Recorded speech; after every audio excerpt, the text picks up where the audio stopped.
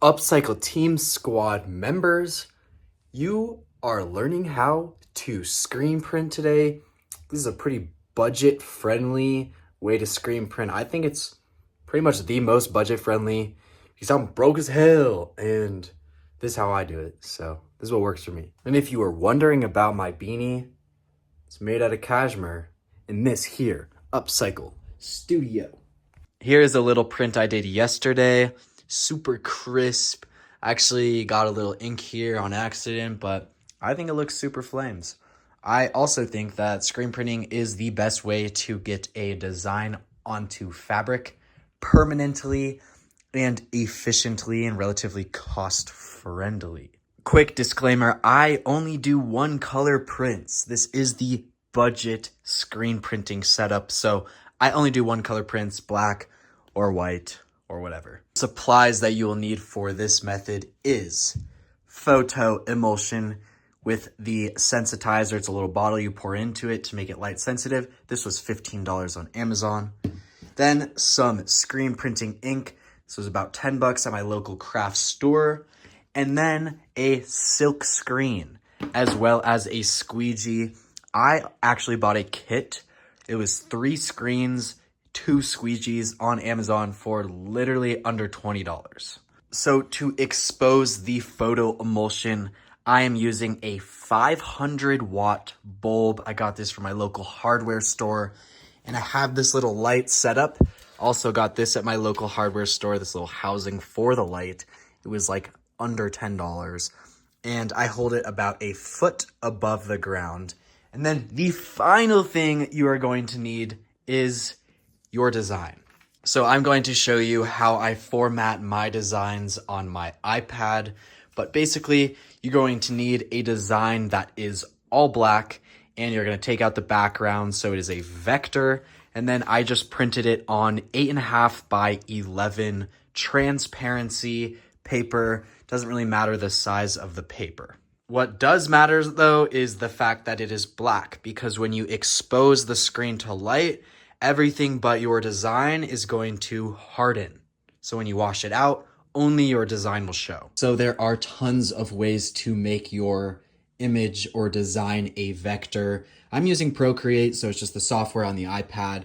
Basically all I'll do is I'll draw out my design, then I can go over here and just take out the background and then save it as PNG, and then it will be just the design. Now you can see I will go into my Google Docs, and I literally just put all my designs on a Google Doc. It makes it super easy to print at the print shop. I just go to FedEx. So yeah, I just format it knowing that this will be the size of a normal piece of paper, and I print it on a transparency. So once you have your design printed on a transparency and all of your supplies, the first step is going to be coating your silk screen with a thin layer of photo emulsion. So first you're going to put your diazo sensitizer into the photo emulsion, mix it up, or if yours came light sensitive, then you don't need to do that step. This step is slightly messy, so I have an old pants pattern that I use to make sure it doesn't get on my cutting table. And all I do is I take an old card and you just go back and forth, coating the screen nice and thin. One thing you want to keep in mind is that the photo emulsion is light sensitive. So when you're coating the screen, you don't want a ton of light to be exposed to it. Otherwise your design won't wash out properly. So basically all I do is I grab a pencil, a stir stick, or whatever. I'll take out a little emulsion, kind of spread it on the back, and then I'll just go at a 45-degree angle, nicely spreading across. I'll do the whole back of the screen. Then I'll do the whole front of the screen, trying to make the layer as even as possible. And then once it is fully coated, I'll go one more time and I'll get off the excess, put it back, get off the excess, do that to both sides so you have a very thin and even layer of photo emulsion. I see a lot of people use a red light or some colored light so they can see without exposing the screen. Typically what I do is I just turn down the lights pretty much all the way, and that hasn't seemed to expose my screen. So yeah, get your thin layer of emulsion and then let it dry in a dark place. So the final thing you're gonna want is a piece of glass. This is a piece of plexiglass. So the game plan is I put the screen onto the floor with the emulsion dried and coated.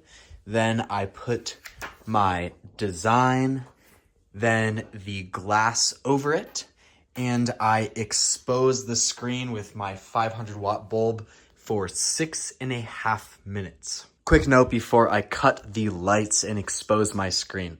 So I'm going to be exposing my screen for 6.5 minutes with my 500-watt bulb about a foot above my screen. You might have to test out the exposure time a couple of times to get it perfect, but this is what has been working for me. All right, so this is what my setup is looking like. So I have my screen facing face down, and then my design is upside down with my glass over it, and my light is about 1 foot away. So these are all kind of variables you want to control. I would say just try and have the same height from the light, and then yeah, just playing with that exposure time. 6.5 minutes is what has been working for me, but like I said, you might have to do a few test screens. All right, so once my 6.5 minutes is up, I'm going to remove all this and grab my screen and go wash it out in the sink, and everything should stay except for the design, and then we can print.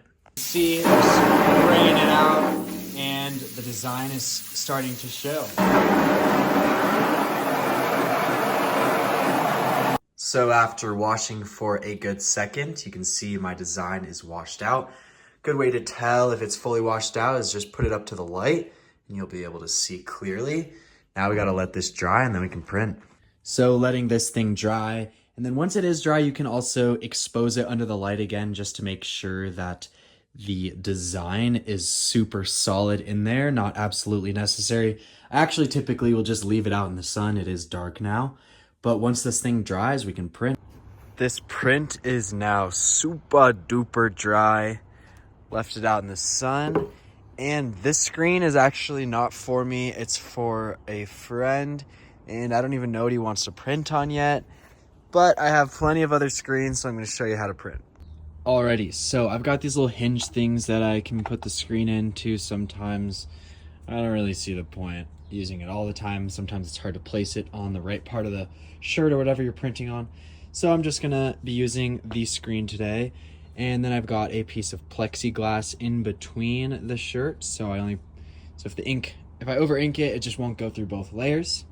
So I'm gonna place where I want to place my design. I'm kind of do center top. Now I'm going to grab my ink and put a nice generous layer above my design, making sure if you imagine a squeegee coming down, it'll hit the entirety of the design. Then I'm just gonna grab my squeegee. There's so many different ways to do this. This is what I've been doing recently. I do a nice flood stroke, so a light stroke, and then one firm all the way through. Flood, firm, and boom. Now once your design is dry, you can feel that the ink is no longer wet. Grab yourself your iron, put it to the max heat without steam. Now I just put a little piece of paper over the design, making sure your steam is off. Give this a nice little heat press to cure the ink. I usually do it for maybe 30 seconds, and then I can kind of feel the ink, and you'll feel that it's much more a part of the fabric. So now I can feel it, and it literally just feels like it is a part of the fabric. And your design is ready to wear. Thank you for watching Upcycle Team Squad members. I hope this method was useful to you, and stay tuned for much more informational content to come. I'm going to teach you all everything that I know how to do. So, Win Unlimited.